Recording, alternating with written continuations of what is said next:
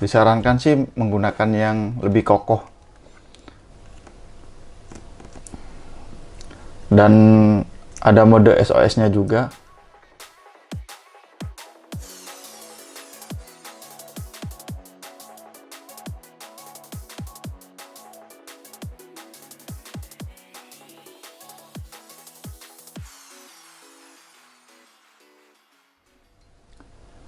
Salah satu perlengkapan yang wajib kita bawa saat berkegiatan di luar ruang adalah survival kit atau emergency kit. Berguna saat kita dalam kondisi darurat, terutama saat terpisah dari rombongan atau tidak bisa mengakses perlengkapan utama. Lalu, apa saja isi survival kit yang perlu kita siapkan? Sebenarnya tidak ada acuan baku untuk hal ini. Yang terpenting dapat membantu kita di saat kondisi yang tidak terduga, dan sebisa mungkin tidak terlalu berat dan makan tempat saat di packing. Salah satu contohnya ini adalah survival kit yang biasa saya siapkan sebelum berkegiatan di alam bebas. Dimulai dari wadahnya, saya menyiapkan 4 jenis atau ukuran. 2 dari pelikan,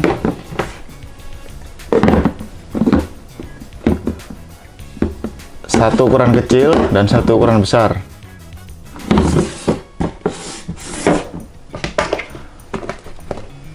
Lalu 2 lagi dari Tough Sport, sama seperti pelikan, 1 berukuran kecil dan 1 berukuran besar.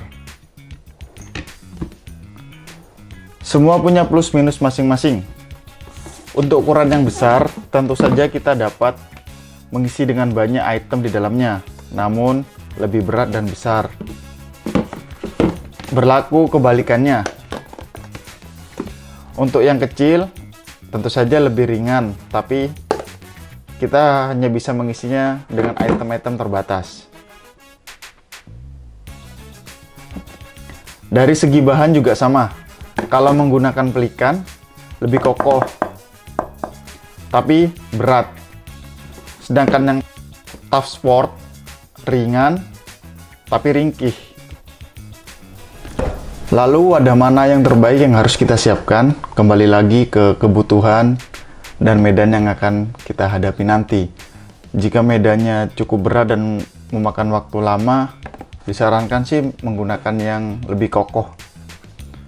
Terutama untuk kegiatan yang berhubungan dengan banyak bebatuan ya, atau benda-benda keras seperti misalkan caving atau medan yang kita hadapi ya banyak batu dan banyak pepohonan, jadi tidak merusak tempat survival kit kita. Lalu beberapa perlengkapan sendiri saya biasa menyiapkan. Yang pertama itu ada pisau lipat kecil dari Victorinox, jadi isinya ada pisau, ada gunting dan lain sebagainya ya. Ini ada pisaunya, ada 2, ada juga ini untuk memotong tali atau webbing dan lain sebagainya.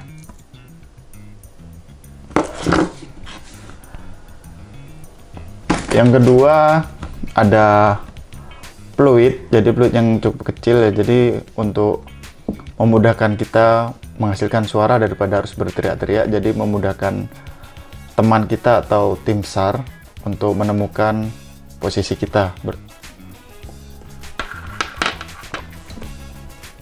Yang ketiga ada korek, jadi untuk koreknya saya menggunakan yang ukuran kecil supaya tidak berat dan makan tempat tentunya ya. Tentu saja untuk korek untuk menghasilkan api ya.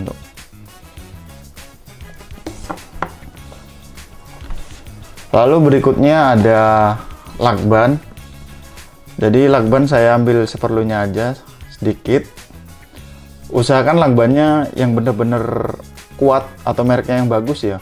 Misal menggunakan merek duct tape atau 3M yang memang daya rekatnya tinggi.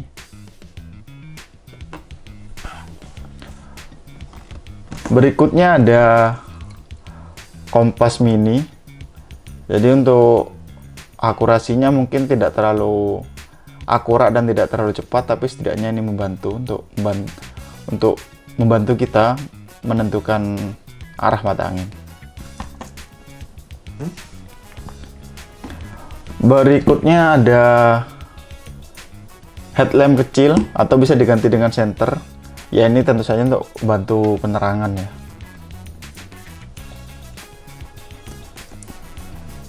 Dan ada mode SOS-nya juga.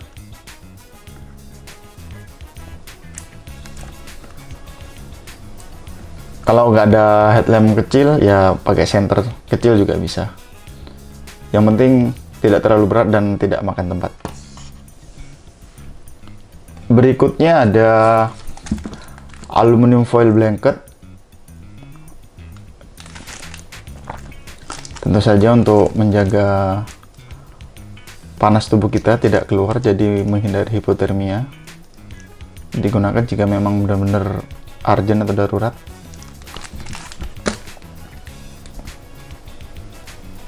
Berikutnya ada tali. Untuk tali saya menyiapkan dua ukuran ya, jadi ukuran yang kecil dan ukuran yang besar, atau menggunakan paracord ini ya. Jadi bisa disesuaikan kebutuhan untuk tali temalinya, mungkin mau bikin bivak atau menali barang yang kecil-kecil, bisa menggunakan yang kecil, yang besar.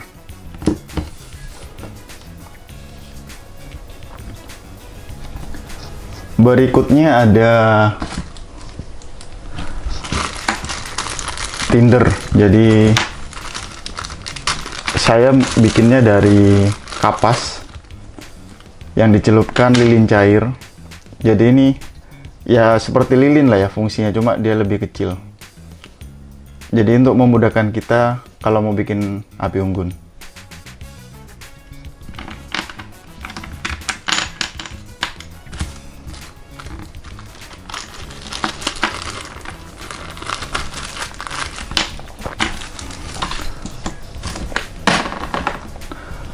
Berikutnya ada Vero Fire Starter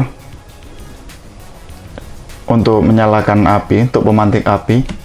Jadi ketika korek yang kita bawa tadi macet atau rusak, tidak bisa digunakan, ada alternatif lainnya atau cadangannya, yaitu fire starter ini. Nah, untuk menyalakannya ini kan tidak ada besinya, atau kita menggunakan pisau di Victorinox yang tadi.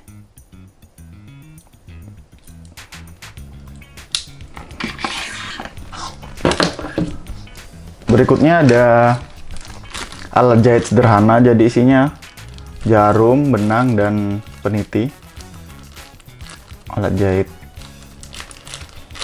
bahan ya, alat jahit kain. Kalau ada yang robek perlu dijahit.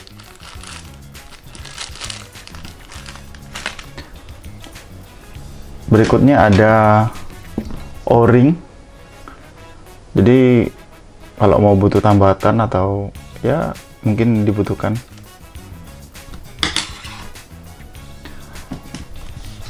Ada kabel tis. Saya menyiapkan yang ukuran kecil, jadi menyesuaikan tempat ya, untuk mengikat sesuatu yang lebih fix selain menggunakan tali tadi.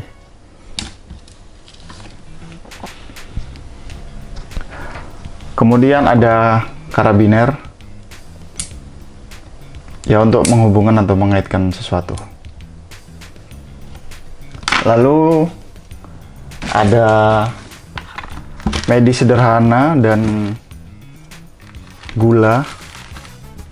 Jadi medis ya isinya plester, kasa, paracetamol, ibuprofen, ya medis sederhana saja. Dan gula. Ketika kita tersesat, kita membutuhkan apa ya, rasa-rasa, kita bisa menggunakan gula. Jadi ketika terpaksa makan sesuatu tidak terlalu hambar, atau minum sesuatu tidak terlalu hambar, jika kita membutuhkan rasa dan sumber energi, sumber kalori juga. Semua barang ini harus bisa dimasukkan ke dalam wadah yang udah kita siapkan tadi ya, baik yang besar maupun kecil, baik belikan ataupun Tupperware gitu loh. Untuk saya sendiri paling suka menggunakan yang ini, Tupperware yang kecil, karena memang ringan dan juga tidak makan tempat ya. Namun karena ukurannya yang kecil, jadi harus benar-benar bisa pilih dan pilih barang lagi. Tuh, jadi biasanya semua barang ini bisa masuk kecuali yang saya tinggalkan itu medis. Biasanya saya taruh di tas medis kecil tersendiri gitu loh. Jadi kita coba masukkan tapi tidak pakai alat medis ini, medis sederhana. Baik, kita coba masukkan item-itemnya ke wadah Tupperware kecil ini.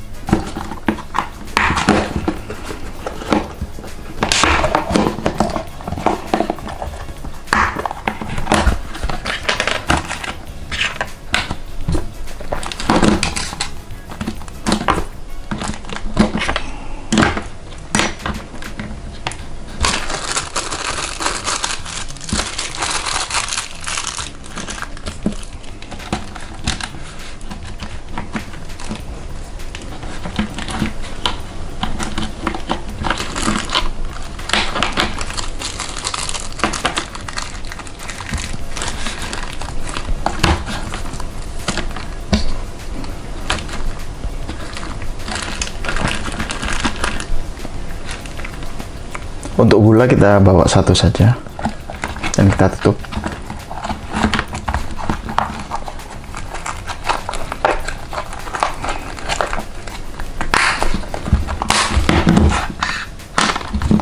Oh, tali kecilnya ketinggalan.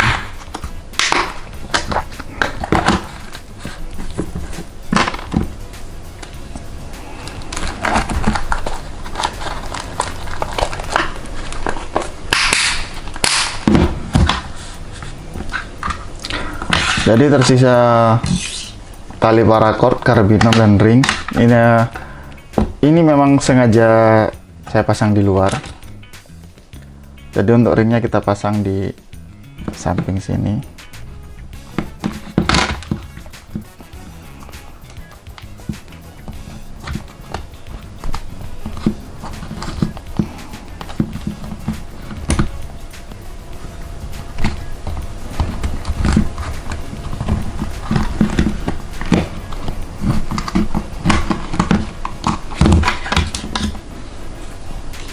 Lalu tali paracord kita pasang seperti ini. Jadi cukup ringkas ya, cukup kecil, jadi tidak malas untuk dibawa. Dan untuk beratnya sendiri kita coba timbang.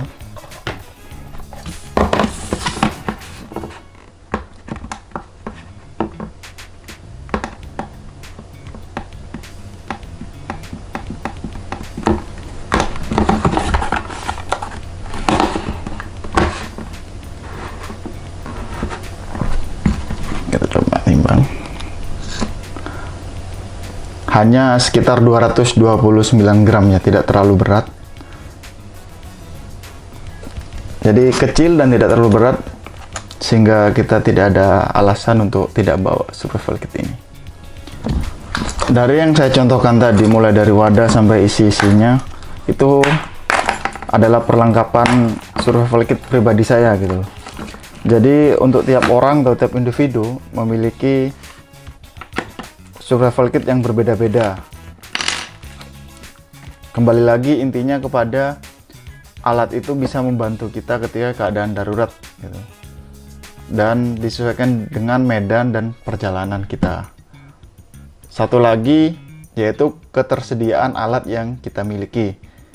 Jika semisal urgent atau kita tidak memilikinya tapi kita sangat membutuhkan, sebaiknya dibeli. Misalkan